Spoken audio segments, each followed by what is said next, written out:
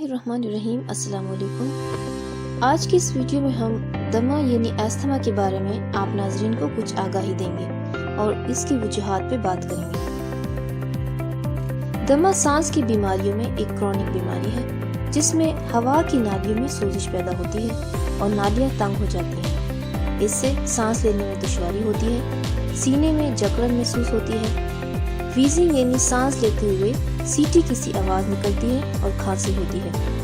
ये अलामात ज़्यादातर रात को या सुबह के वक्त होती हैं और इन्हें एस्थमेटिक अटैक्स कहते हैं।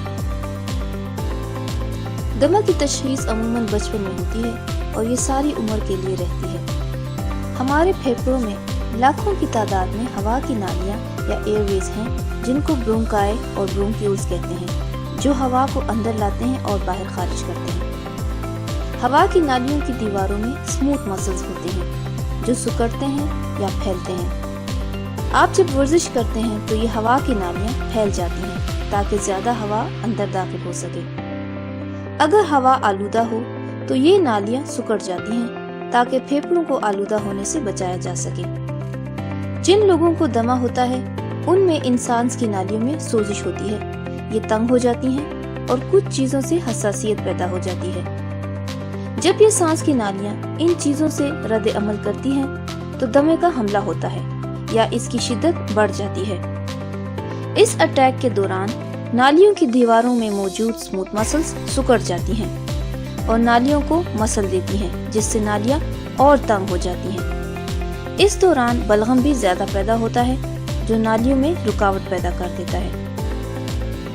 दमे की वजूहात पेचीदा हैं और पूरी तरह मालूम भी नहीं है। ये कुछ माहौलियाती और जीनियाती अवामिल की वजह से हो सकता है।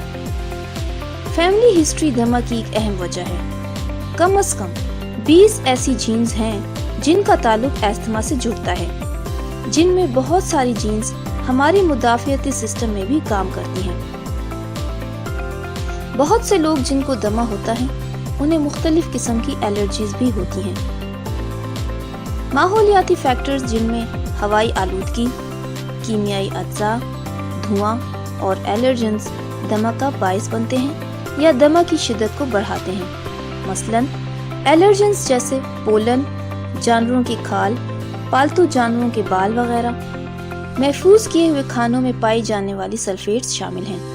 इनके अलावा इरिटेंट्स मसलन सिगरेट का धुआं, कारखानों से निकलने वाली केमिकल्स, गर्द और गुबार, घर में इस्तेमाल होने वाली मुख्तलिफ केमिकल्स दमा को बढ़ाने का बाइस बनती हैं। कुछ दवाइयाँ मसलन बीटा ब्लॉकर्स और एस्पिरिन और जिस्मानी वर्जिश से भी दमा के हमले की शिद्दत बढ़ जाती है।